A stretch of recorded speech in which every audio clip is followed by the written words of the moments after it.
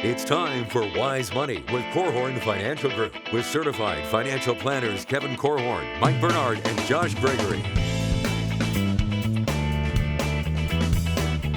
Welcome to another episode of the Wise Money Show with Korhorn Financial Group, where every week we're helping you take your next wise step in your financial life. Thanks for being here, friends. My name is Mike Bernard. I'm your host. I'm also one of the certified financial planners on the program. With me in the KFC studios today, Josh Gregory and special guest, CPA and CFP Ryan Fair. That's right. There are only a couple of weeks left for you to finalize your tax planning for 2022. Do you know which tax strategies you should be considering or which ones you should let pass by? So Ryan Fair, CPA, is going to be joining us this hour to break down what your tax planning approach should be before the end of the year. I think there's a spectrum of geekness. I'm excited for the show today. Wow. Right. So excited to talk about tax stuff. Is the CPA even excited about it? I'm getting there. I'm working my way up. CPAs don't get excited about much, actually. True story. Most people don't actually admit that they're excited about it. I actually am. We've got several things that we're going to hit today. Ryan's going to help us with that. If you have a question for the program or have some needs in your own life and need some wisdom, we're here to help. You can call or text us, 574-222-2000.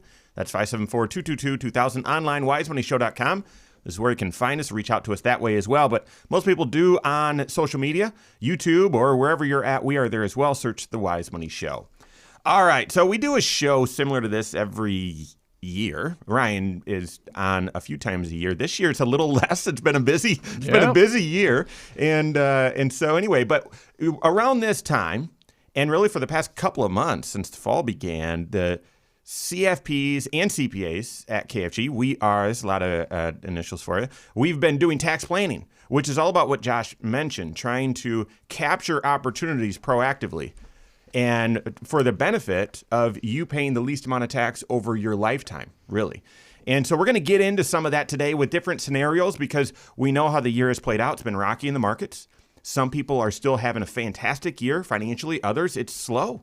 Others have been laid off, let go. They're reduced hours, all that sort of stuff. But before we get into those scenarios, Ryan, let's talk about what's changed in the taxes for this year. There's not a bunch, but a few biggies. Yeah. The first one I'm going to mention, I hope I'm not making a mountain out of a molehill. Is that the right saying? I don't know. It is. Yep. So it's something regarding planning for 1099-Ks. So 1099-K is a form that credit card processors issue to people that are using their services. So a common one would be PayPal or any of the other big credit card processors. This year, Congress changed the laws where used to be if you had over 200,000 of transactions went through a credit card processor, they would issue this form to help reconcile the books at the end of the year. This year, they dropped it down to $600. So if you are Joe Blow that's listing stuff on Facebook, just kind of garage sale type items, and people are paying you through Venmo or PayPal or some other middleman like that, you are probably going to get a tax form this year that you have to now reconcile on your tax form. Okay, so lots of questions here. Yeah. And I know this is new, Yep. so you don't have all the answers. And as we get into the tax season, we'll probably have some clarity. We'll do a show about this in the spring and have some more clarity once we get some experience on this. But you receiving a tax form on this means the IRS is going to receive a tax form. So it's not like, well, I never had to report this in the past. Thanks for this piece of paper. I'm going to ignore you. Yep. And still, you may not have any taxable income as a result of that, but for the matching stuff between the IRS systems and your tax return, you've got to get it on your tax return somewhere. So it comes down to what were the items you were selling? What was the money received for? Depends what tax form we're going to have to put it on. But now is the time to start planning for that and figure out, oh, shoot, did I sell this stuff? If it was just personal property, so if you're selling your used lawnmower because you don't need it anymore, and it's personal property, if you actually made money on it or had capital gain, you have to report that income. On the flip side, though, if you lost money on it, you're not allowed to claim a loss because it's personal property. Yeah. I actually had a client ask me that just the other day. Yeah. Hey, what if I bought a dining room table for $5,000 and we just got rid of it for $500? Do I get a tax write-off there? Nope. And so you're saying if they had sold that through Facebook Marketplace, received money by Venmo, this client, as long as it was over $600, they would be receiving a tax form and have to report it because the IRS thinks, if they only get that 1099K, the IRS thinks that was all income to you. And you got to pay tax on it. Yep. So you have to be able to reconcile that or do a calculation essentially on the right forms to prove, no, I didn't make money here. I'm actually losing money on this deal, and erase it all. So it's just more paperwork, it sounds like. Yeah. Okay, so so how do you know how you're going to reconcile that? So I mean, so in this example where someone bought the dining room table for $5,000 and then sold it for $500. Yep. Will they need to list every item out and They say? sure better. Really? Yeah. Because it could be, so again, our lawnmower example, this guy, if he's in the business of repairing lawnmowers out of his garage, that's a totally different thing than if his wife used his PayPal account and sold their dining room table for $5,000. Yeah. So you have to separate that out. It's going to go on separate parts of the tax return. Some of it could be subject to self-employment. Some of it may not be. Hey, I got a joke for you. Remember when they said you'd be able to do your taxes on a I was postcard? totally just thinking that. Like, what happened to making tax preparation more simple? Wait until you see the 2022 tax forms. So the IRS has released draft forms. There are so many more lines than you've ever seen before on a tax return. Just wait. So wait a second. What's my emotion now? I was really excited. Yeah. Now, how do you feel now, nerd? Okay, now there's a lot of you thinking, okay, maybe I sold a couple things on Facebook Marketplace, or I don't touch that thing with a 10-foot pole, or whatever. But many of us are using Venmo or Apple Pay to P2P, where you're paying for half the pizza or something like that. That's all. So how does that work? So when you're paying friends, so peer-to-peer like you're mentioning, if it's friends and family payments, that is not supposed to get reported on the 1099K. Supposed to. How would they know? Supposed to. When you send the money, you can check a box that says if it's friends and family, or if it's for goods and services. If it's goods and services, that's what's supposed to get reported. I think my Venmo, I just have an account that's set up where it says friends and family. Yeah. Okay. I think the entire account is that way. Yeah. But see, they have separate systems for that just because they provide insurance basically on the processing side that a deal goes well if it's not friends and family. So this could affect almost everybody. Yeah, just about everyone. Yeah, yeah. At any given time, in any given year, Right. you may have a transaction that all of a sudden has a new form you've never seen before. What in the world do I do with this? Yep. And I thought that they were moving towards tax returns getting more and more simple. You can file it yourself. This feels like a major step in the other direction. It is. Yeah. And like I said, this is going to be our first year with it, so I'm anxious to see how it turns out, but I think it's going to be a big deal for everybody. Okay, so if you happen to be using one of these services for peer-to-peer, person-to-person, and you get one of these 1099Ks, what do you do? I mean, I would start a little Excel spreadsheet. You can probably do a download of all of your transactions and start picking them out, see what's for what. Yeah. It's so funny that the CPA's mind goes straight to the spreadsheet. Well, yeah. So we did Can you do a notebook? I mean, can you just jot this down? I mean, what? Who Depends knows how many what transactions you had? What you're going to receive at tax time, right? This came out in the spring or early summer, and I remember we did a Wise Money YouTube video about this, and that was the thing. Just download your transactions. All of these apps basically have transactions. Is this connected in any way to, there was murmurs about looking at bank account records as well? Is that a totally separate thing than this? Because there was rumor around the same time about government peering into bank accounts and seeing where you sent money and having a ledger for that. If you're ever audited, that's one of the first things they look at is all your bank accounts, every transaction. So here's your reminder: if you have a business, keep separate accounts for your business or personal. I had a client that was depositing birthday presents, that his grandparents gave him into his checking account that he also had a little Schedule C. The auditor picked all of that up as income because he couldn't prove that it was a birthday present. Whoa. And so it was, So they always look at bank accounts and audit situation. Yeah. Okay. So we are all going to be impacted by that 1099K. Yeah. And so definitely important that you're aware of that. And just like Josh said, I would want to make sure that you've got someone or an entire team in your corner that can help you with all of that. Okay. What else is changing? Is there any good news? And then what about certain scenarios? If you're in retirement, approaching retirement, it's been a great year, it's been a rough year. What are some of the tax planning strategies you should consider? That and more coming up on the Wise Money Show with Korhorn Financial Group. Hello, YouTube. Thanks for being here. This is the Wise Money Show. You're at the Wise Money Show channel. Make sure you hit that subscribe button, turn on notifications, and if you like the content, what you're watching right now is our weekly 1-hour talk show that airs right here on this channel, 10 a.m. Eastern Time every Saturday morning, also on podcasts at the same time, but also a couple radio stations at the same time, which is why the content is as long as it is and broken up the way it is. It's a talk show, okay? So, but if you're looking for something more palatable, more direct, something like that, we've dropped a lot of other content, taking a financial principle, applying it directly to your financial life. Should you do a Roth in the 22% tax bracket? You know, the early news about this 1099K, those sorts of things, it's all over this channel. So make sure you hit that subscribe button, turn on notifications so you're made aware every time we drop new content, and like the content as well. We appreciate it.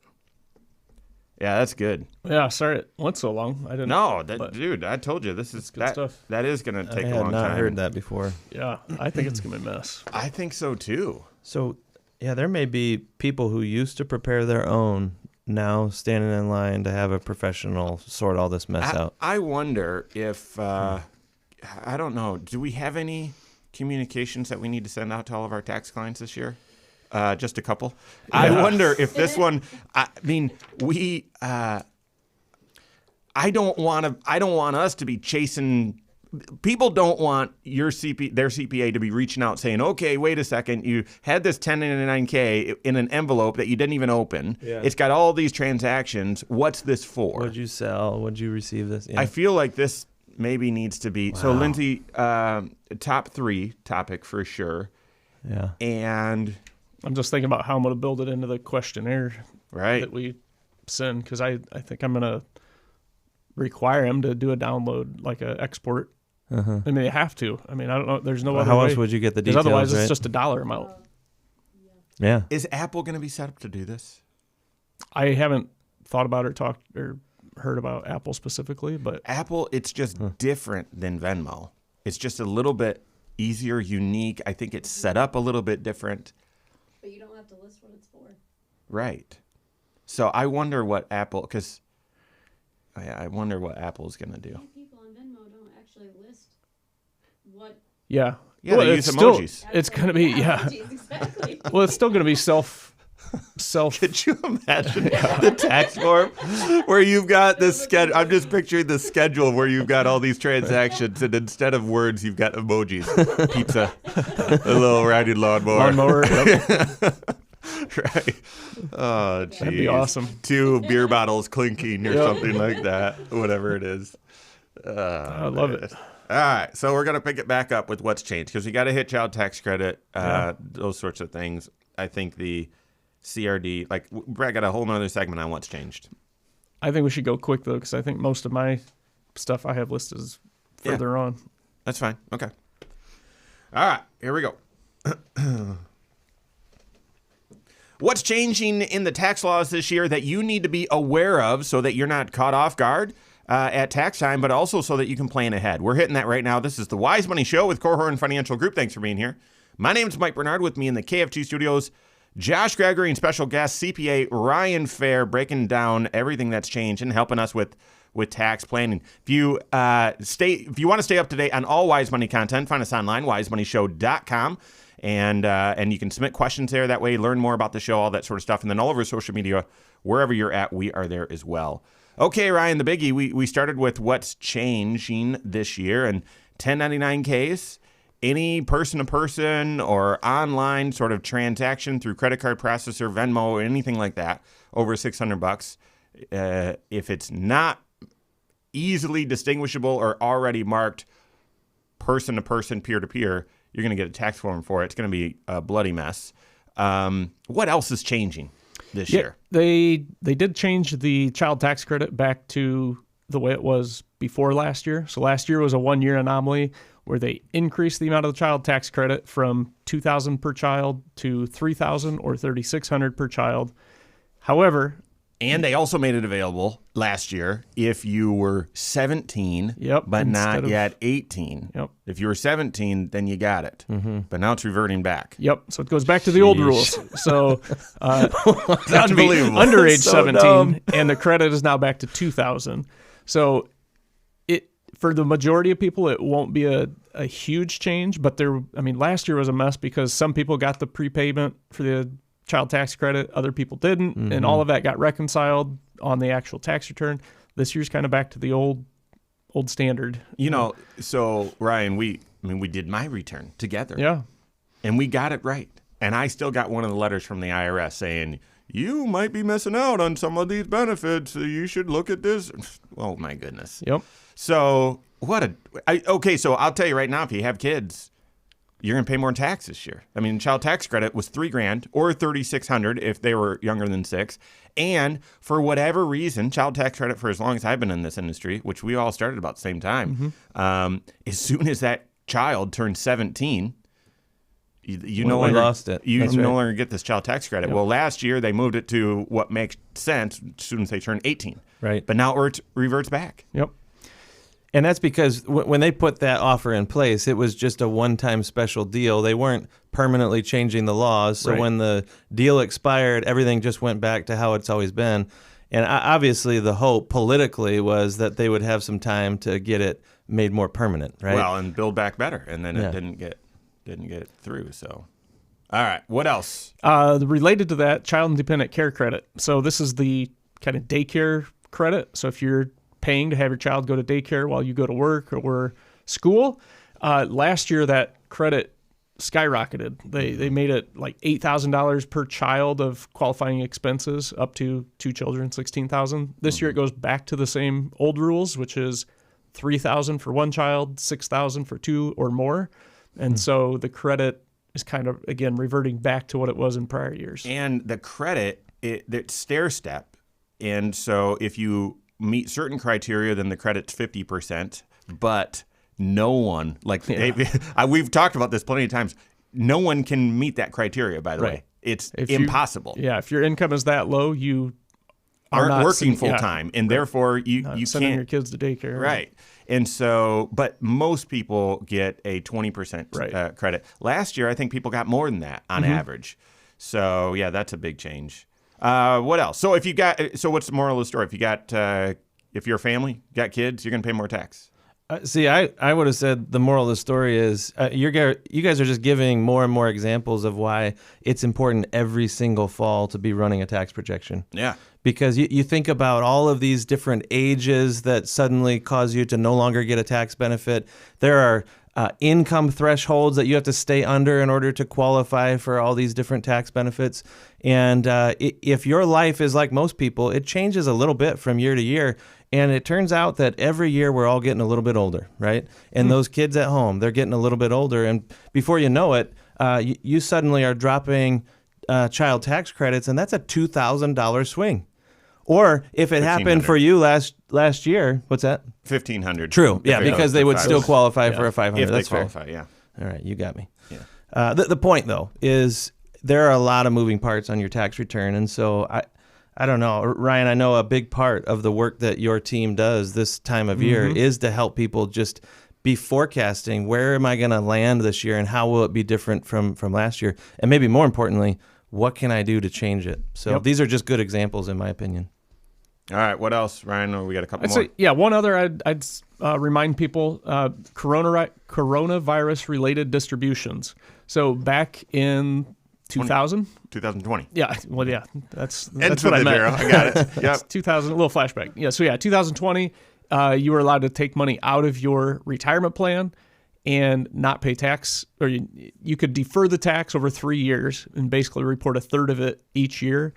But you had 36 months from the date of the original distribution to repay the money And so we're coming up on that this upcoming year. Yeah. Be thinking if you could repay it. If you could repay it, all or part of it, you can go back and amend tax returns and remove that off of those years, and it's a big deal. We've so. had a couple where that has made sense. Oh, yeah. And that's something to consider. And the other one, this is small potatoes, but that little universal charitable deduction, that thing's gone. That it was a 2-year thing, and it was pretty small. Yep. Yeah. So, all right. Well, let's get into a couple scenarios here. And one thing I know about the financial world this year, you know it too. It's been a volatile year in the markets, and whether you now look and say, "Oh, I'm doing better," or if you're still thinking, "Boy, I'm a lot worse than I was," right? So markets have been volatile. This is a feature. It's not a bug.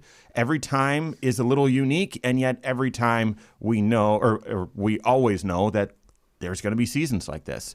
When we are in these seasons, I often say, how do you make lemonade out of the lemons? What are the tax planning opportunities or strategies to consider during a volatile market? To me, my mind goes first and foremost to the Roth conversion. We talk about that a lot on the show.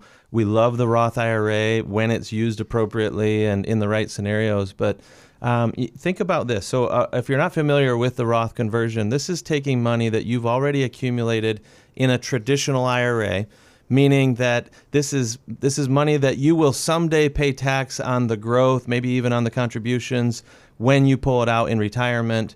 And the thought is, well, what if I did that early? What if I pulled the money out now and moved it into a Roth IRA where it will then grow tax-free forever?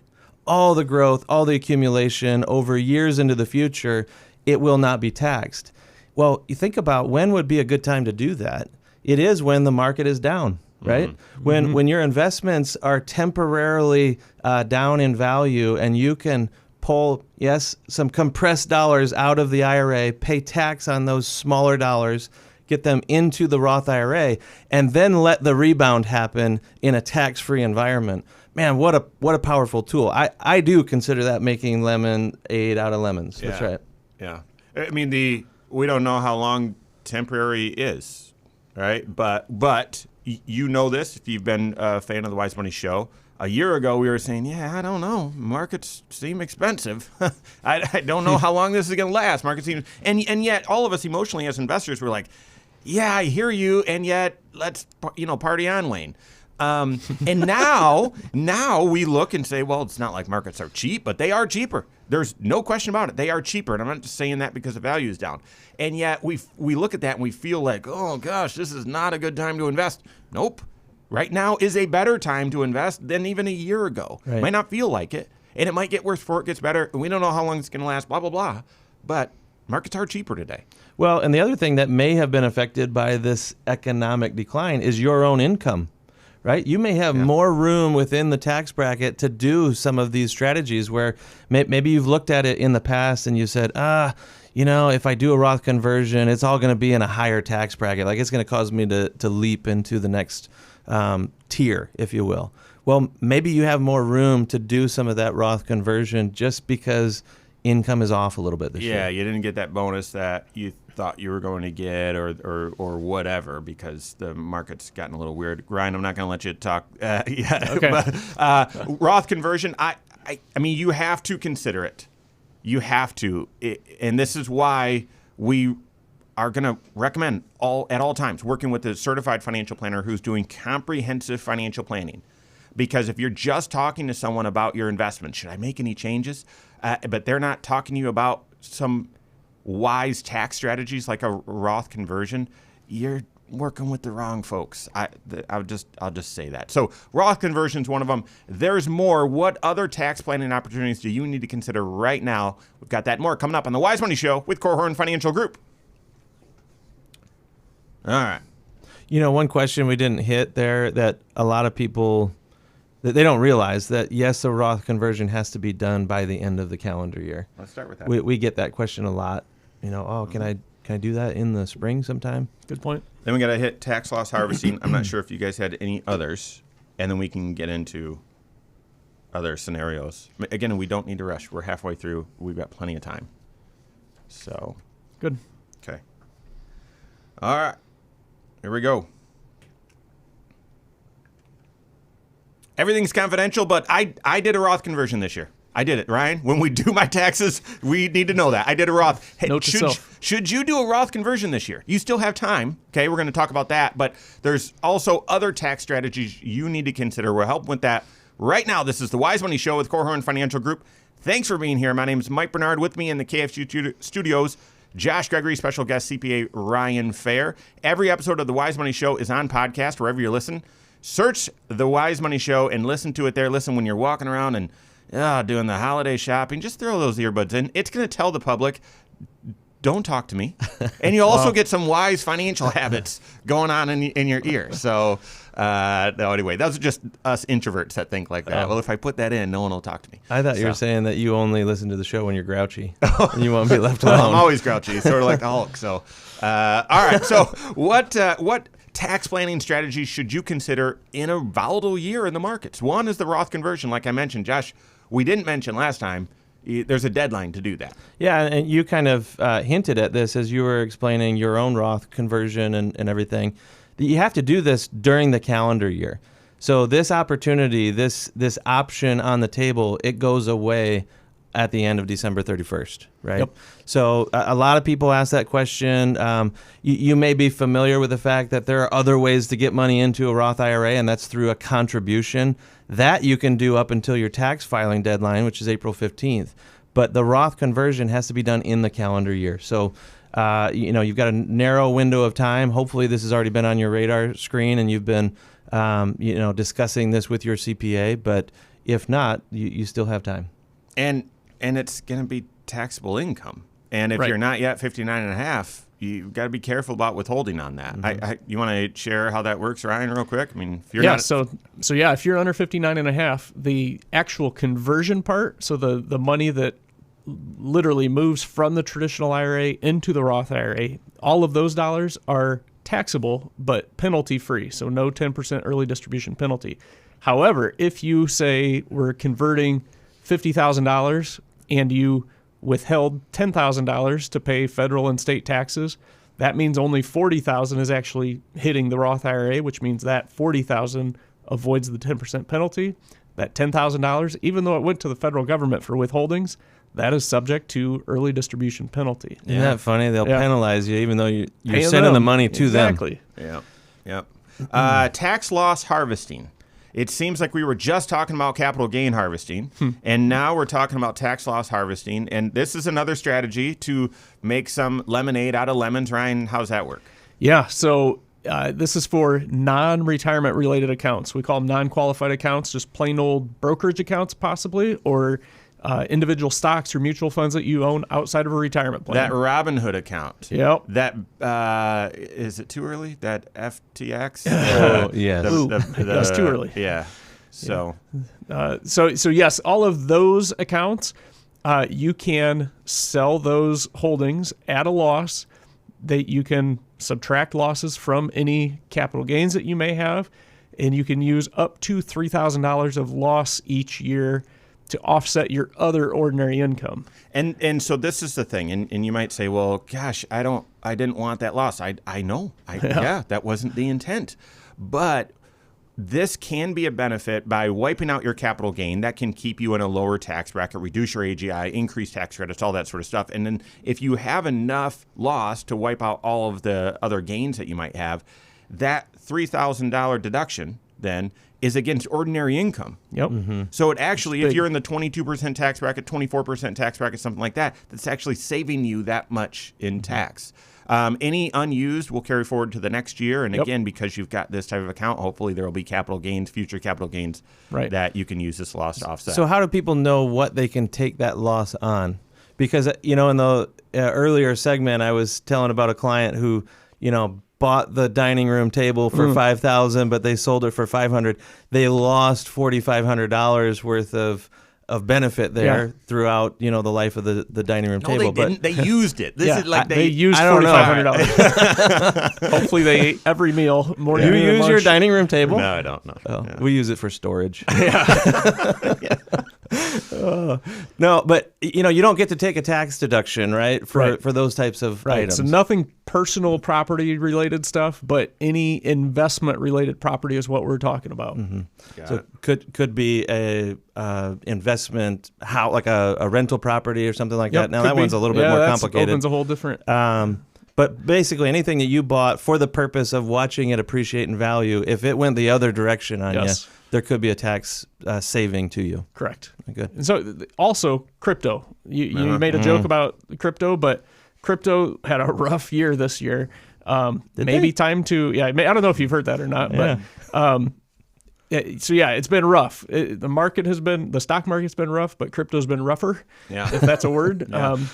I know it's not a word, but think about cashing out some of that stuff too. And then also pay attention to something called wash sale rules. Yeah. So just look that up if you're thinking about selling stuff and then rebuying it after you capture the loss. Yeah. And the basic concept is that if you sell something, you have to be out of it for 30 days for it to be counted as a real sale. Right. You can't just hop out and then instantly hop back into the same investment and generate the loss. And you can't be too smart. If you've got cash, you can't buy the investment and then sell the one with a loss.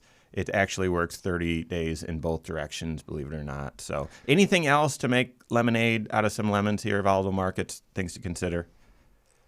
Nah. All right. So let's pivot then. Okay. Now we're at this inflection point within the economy. Now, are we seeing an economic slowdown? Yes. Is it universal across all industries? No, it's not. In our backyard here, even Elkhart County RV, that you're seeing less hours, or maybe there's been layoffs, right? And other areas have been impacted as well. So it's either been a fantastic year financially for you, or it's been a rougher year.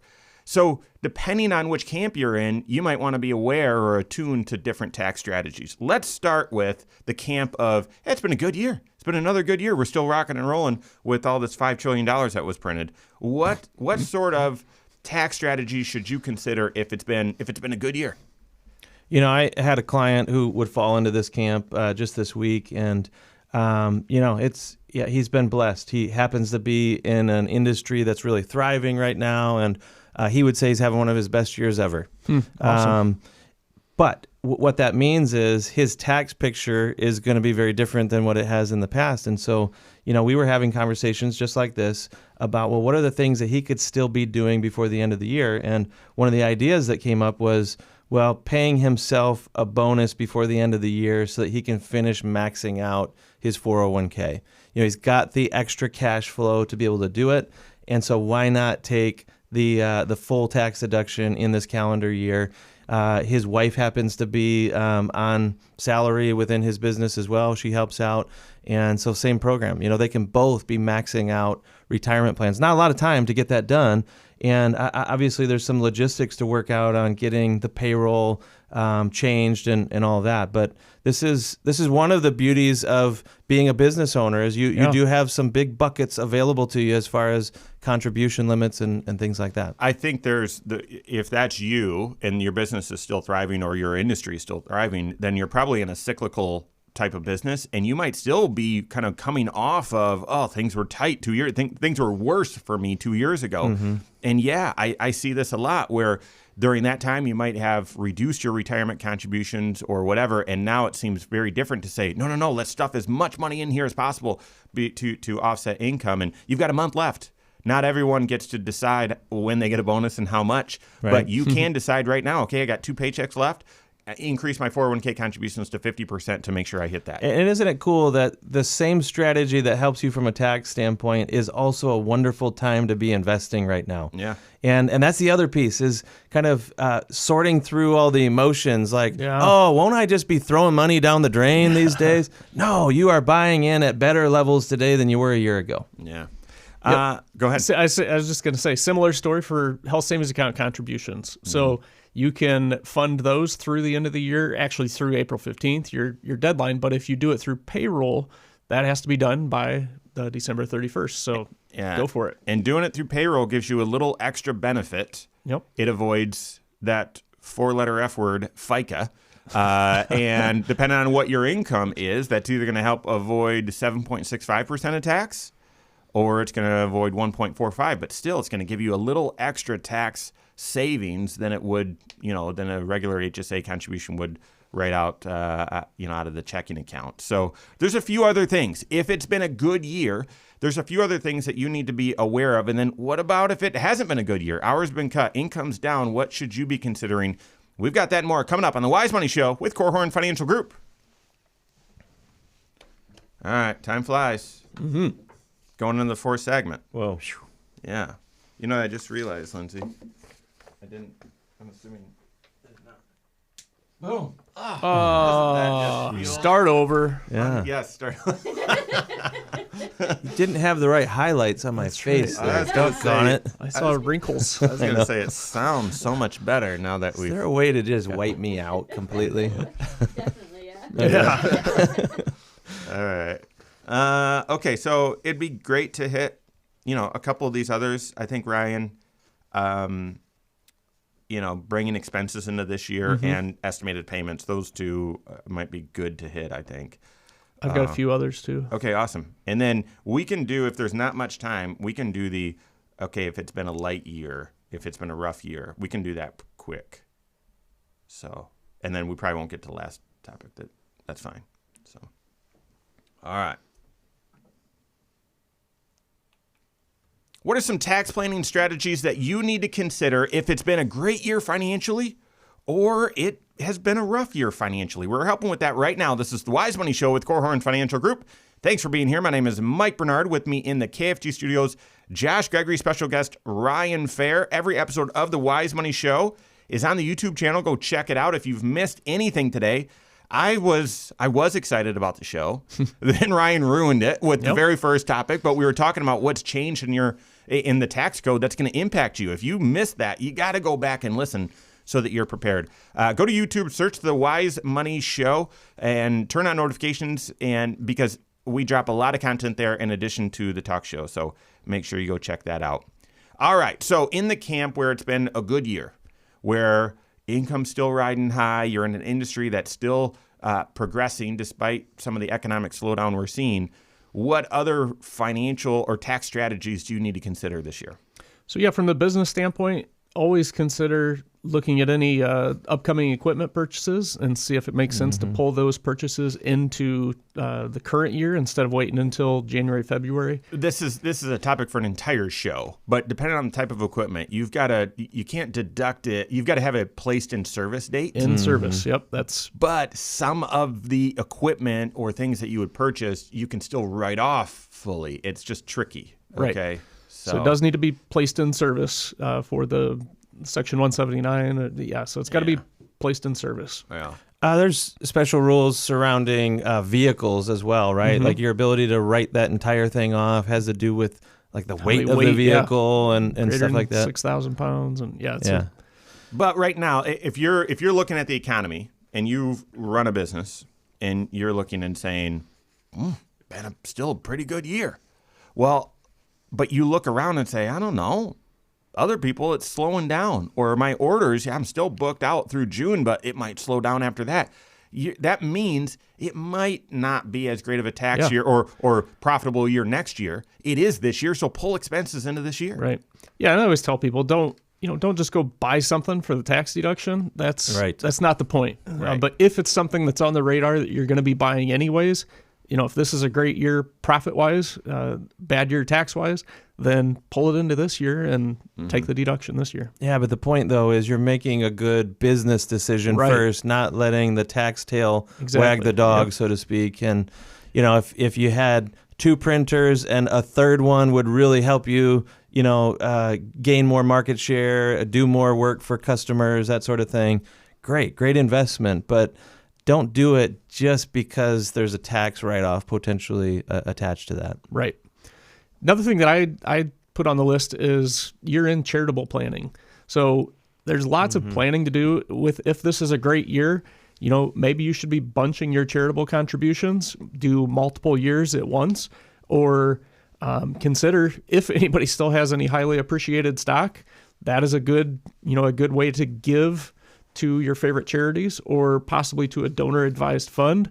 You can crank money into those funds today or before the end of the year and use that for future contributions. There's great planning opportunities there. Yeah, that may be a concept that not a lot of people have heard of before. Yeah. The donor advised fund. We talk about it from time to time on the show, but basically this is a charitable account that you could transfer assets into or cash, either one.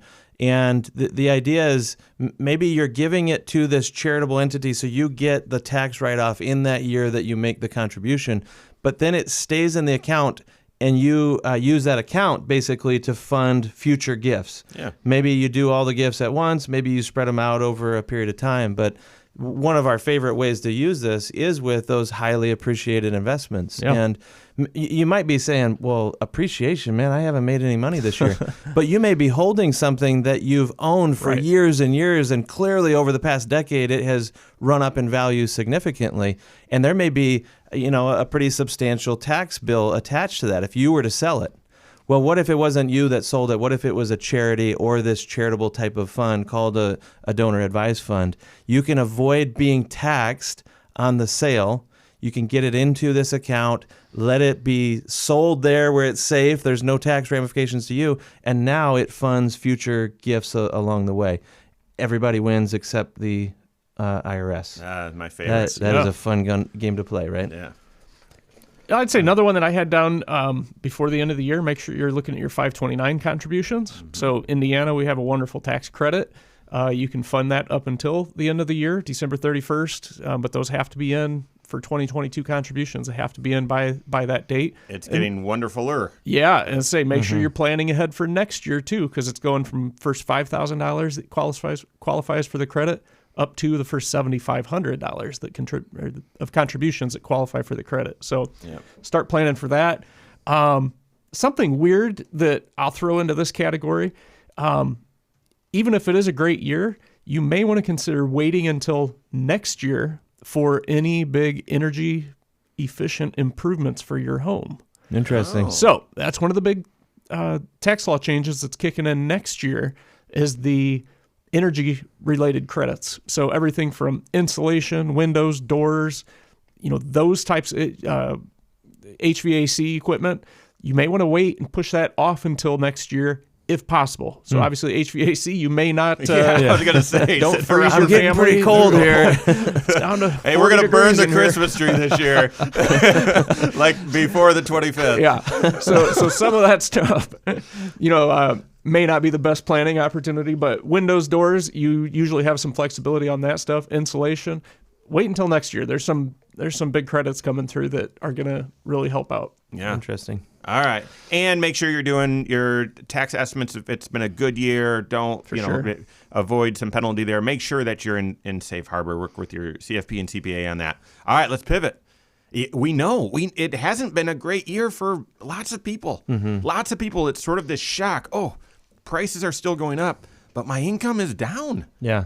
And so what do you do from a tax standpoint? Well, I would pick right back up where you just left off. You said if it's been a great year, make sure that your quarterly estimates are being paid, and especially that fourth quarter estimate, make sure you kind of true up and try to get yourself to a safe harbor, that kind of thing. But there are some folks, unfortunately, the year started out great, and it's been just a slow, steady decline ever since. And maybe the second half of this year has been really painful from a financial standpoint or an income standpoint. And if that's the case, you may need to, or you may want to back off on those quarterly estimates. And again, this is where you don't want to be sending money just indiscriminately off to the government just because well, eventually I'll get that back if I overpaid, right? Man, it feels like more and more people are seeing delays on refunds these days. And so it feels like the government is kind of holding your money hostage on you. The 1099-Ks are going to help with that. I think. If it was bad before, just wait till people have to reconcile all their Venmo. It'll make it easier. Sure. Yeah. Another thing, we've been talking about capital loss harvesting. If your income is down this year and you do have gains on stuff, maybe a good time to sell some of the holdings that you do have gains on. You could end up paying 0% long-term capital gains on those sales.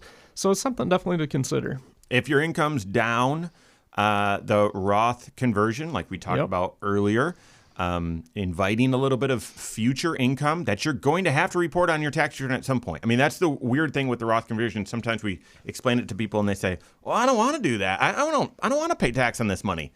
I know you're going to have to. Yeah. So should you this year?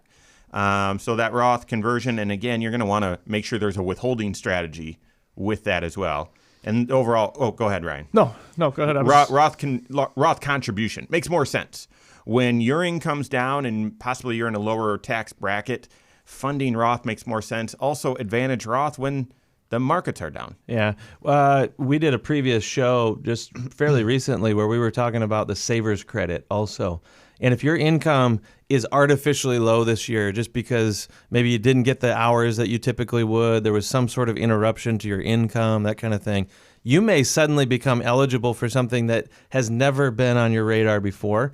Maybe you've never qualified because your income's always been too high. And these are the types of ideas, like the proactive planning, that your certified financial planner, your CPA, should be able to collaborate with you on, as long as you get in and you're having these conversations early enough, right? So just be aware. Sometimes a year can feel pretty crummy, and all of a sudden there's some benefits that come to you that take a little bit of the sting out. It's been an emotional roller coaster for me. I was riding high. Ryan, you cut me down, but I'm feeling good now. Ryan, all right. I always enjoy having you on the show. A lot of wisdom. So, all right, that's all the time we have for today. On behalf of Josh Gregory, Ryan Fair, all of us at Korhorn Financial Group, have a great weekend. We'll see you next Saturday for the Wise Money Show with Korhorn Financial Group. Securities offered through Silver Oak Securities, member FINRA/SIPC. Advisory services offered through KFG Wealth Management, LLC. Doing business as Korhorn Financial Group. KFG Wealth Management, LLC and Silver Oak Securities Incorporated companies are unaffiliated.